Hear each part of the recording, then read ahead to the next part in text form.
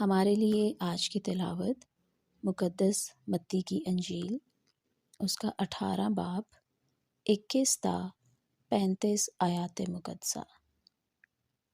تب پطرس نے پاس آ کر اس سے کہا کہ اے خداوند، کتنی دفعہ میرا بھائی میرا گناہ کرے اور میں اسے معاف کروں؟ کیا 7 دفعہ تک؟ یسوع نے اس سے کہا، میں تجھ سے یہ نہیں کہتا کہ 7 دفعہ، بلکہ 7 دفعہ کے 70 بار تک۔ اس لیے آسمان کی بادشاہی اس بادشاہ کی مانند ہے جس نے اپنے خادموں سے حساب لینا چاہا۔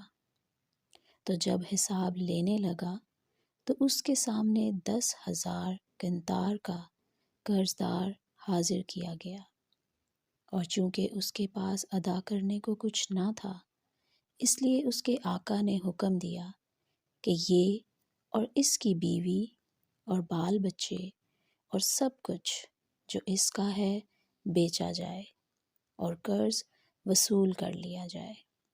مگر اس خادم نے گر کر اس کی منت کی اور کہا، میرے بارے میں صبر کر اور میں تجھے سب ادا کروں گا۔ اس خادم کے آقا نے ترس کھا کر اسے چھوڑ دیا اور قرض اسے بخش دیا۔ مگر جب وہ خادم باہر نکلا تو اس کے ہم خدمتوں میں سے ایک اسے ملا جس پر اس کے 100 دینار آتے تھے۔ اس نے اسے پکڑ کر اس کا گلا گھونٹا اور کہا، اپنا قرض ادا کر۔ تب اس کے ہم خدمت نے گر کر اس کی منت کی اور کہا، میرے بارے میں صبر رکھ تو میں تجھے سب ادا کروں گا۔ مگر اس نے نہ مانا، بلکہ جا کر اسے قید خانے میں ڈال دیا جب تک کہ وہ قرض ادا نہ کر دے۔ اس کے ہم خدمت جو کچھ ہوا تھا وہ سب کچھ دیکھ کر نہایت غمگین ہوئے اور آ کر اپنے آقا سے تمام واردات بیان کی۔ تب اس کے آقا نے اسے بلوایا اور اس سے کہا، اے شریر خادم، میں نے سارا قرض تجھے بخش دیا کیونکہ تو نے میری منت کی۔ تو کیا لازم نہ تھا کہ جیسا میں نے تجھ پر رحم کیا تو بھی اپنے ہم خدمت پر رحم کرتا؟ اور اس کے آقا نے غصے ہو کر اسے جلادوں کے حوالے کیا جب تک کہ تمام قرض ادا نہ کر دے۔ میرا آسمانی باپ بھی تمہارے ساتھ اسی طرح کرے گا اگر تم میں سے ہر ایک اپنے بھائی کو دل سے معاف نہ کرے۔ پاک کلام کے پڑھے اور سنے جانے پر خداوند کی برکت ہو۔ خداوند کا شکر۔ عزیز مومنین، ہم نے آج کی پہلی تلاوت دانیال نبی کی کتاب میں سنی ہے۔ آج کی پہلی تلاوت میں ہم سنتے ہیں کہ خداوند کا بندہ عزرا آگ کے بیچ میں سے خداوند کے حضور پکار کرتا ہے اور اس کی تعریف بیان کرتا ہے کہ وہ عادل ہے، وہ منصف ہے، وہ محمود ہے، وہ جلیل خداوند ہے، اور اسے التجا بھی کرتا ہے کہ وہ اپنے بندے خلیل ابراہیم کی خاطر، اسحاق کی خاطر، قدوس اسرائیل یعنی یعقوب کی خاطر اپنی رحمت کو ہم سے ہٹا نہ لے، بلکہ اپنا قوی اور رحمت والا اور برکت والا قوت والا ہاتھ ان پر وہ بڑھائے رکھے۔ اور جس طرح خداوند نے ان سے وعدہ کیا تھا کہ وہ ان کی اولاد کو آسمان کے ستاروں کی مانند اور ساحل کی ریت کی طرح بڑھائے گا، لیکن وہ بیان کرتا ہے کہ ہم زمین پر بہت کم رہ گئے ہیں، اس لیے وہ ان پر رحم کرے، کیونکہ نہ ان کا کوئی ہادی ہے، نہ ان کا کوئی رئیس ہے، اور نہ ہی ان کے پاس کوئی نبی ہے۔ اسی طرح نہ ہی ان کے پاس کوئی ایسا مذبح ہے، ایسی جگہ ہے جہاں پر وہ سوختنی قربانیاں جو ہیں وہ گزران سکے۔ اور خدا جو ہے ان کی دعاؤں کو سنے اور قبول فرمائے اور ان پر رحم فرمائے۔ آج کی انجیل مقدس میں پطرس یسوع سے سوال کرتا ہے کہ اے استاد، کیا اگر میرا بھائی گناہ کرے تو میں اس کو 7 بار معاف کروں؟ تو یسوع بڑا خوبصورت اور لاجواب جواب اسے دیتے ہیں کہ 7 کے 7 نہیں بلکہ 7 کے 70 بار تو اپنے بھائی کو معاف کر۔ یعنی معاف کرنے کا سلسلہ جو ہے وہ ختم نہ ہو، بلکہ یہ سلسلہ چلتا ہی رہے۔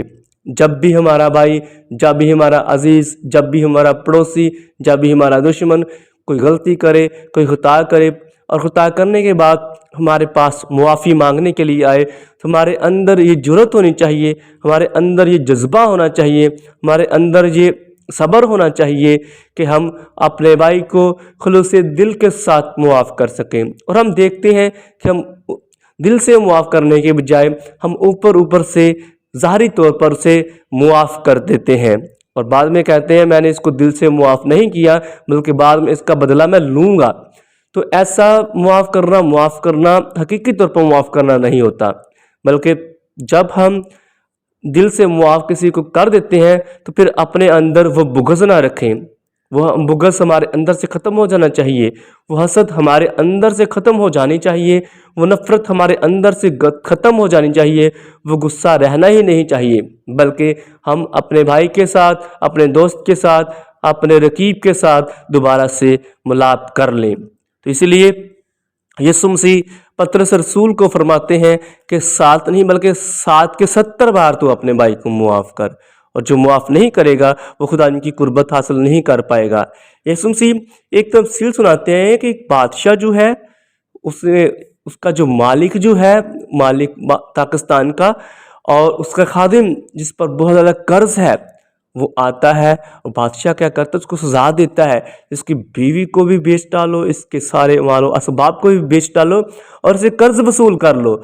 जब वो मुआफ़ी मांगता है और जब वो पशेमान होता है और कहता है कि मैं तुझे बाद में सब अदा करूँगा, मुझ पर रहम कर, मेरे कर्ज को मुआफ़ कर दे, तो बादशाह जो है, जो मालिक जो है, वो सारा कर्ज उसे मुआफ़ कर देता है। लेकिन जब वो बाहर निकलता है और अपने हम खिदमतों में से जिसके साथ वो काम करता है, वो देखता है कि इसका कर्ज उससे कर्ज वसूल करना है, तो उसके साथ बुरा सलूक करता है।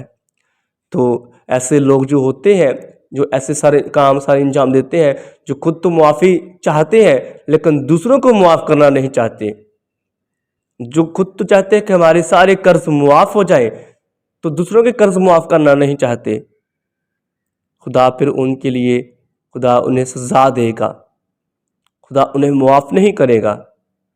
वो सज़ा जो उसने तैयार की है आलम दोज़ख में, दोज़ख की सज़ा देगा, आग की झील में डाल दिए जाएंगे, जहाँ दांतों का पीसना होगा, रोना होगा और वो वहीं पर सड़ते गलते रहेंगे। तो इसलिए मेरे अज़ीज़ों, हम रोज़ों के अयाम में से गुज़र रहे हैं। रोज़ों के अयाम हमें तौबा की दावत देते हैं, तब्दीली की दावत देते हैं, पशेमान होने की दावत देते हैं कि हम अपने गुनाहों पर नादिम हो, पशेमान हो और ताइब होकर खुदावंद की पाक हुज़ूरी में आए। और इन रोज़ों के अयाम में जिनके साथ हमारी दुश्मनियाँ चल रही हैं, उन दुश्मनियों को ख़त्म करें, उनको मुआफ़ करें, इख्तलाफात को बुला कर एक हो जाएं, दोस्ती की मोहब्बत के रिश्ते में बंध जाएं और खुदावंद की कुर्बत को, खुदावंद के प्यार को महसूस करें, क्योंकि रोज़ों के अयाम कबूलियत के अयाम है, खुदावंद का फजल पाने के अयाम है। मसीह खुदावंद हमें रोज़ों के इन अयाम में अपना फजल अता करे और ये बरकत अता करे कि हमेशा उसके नक्श कदम पर चलते हुए उसकी बुजुर्गी और उसकी तमजीद करते रहें। मसीह हमारे खुदावंद के वसीले से।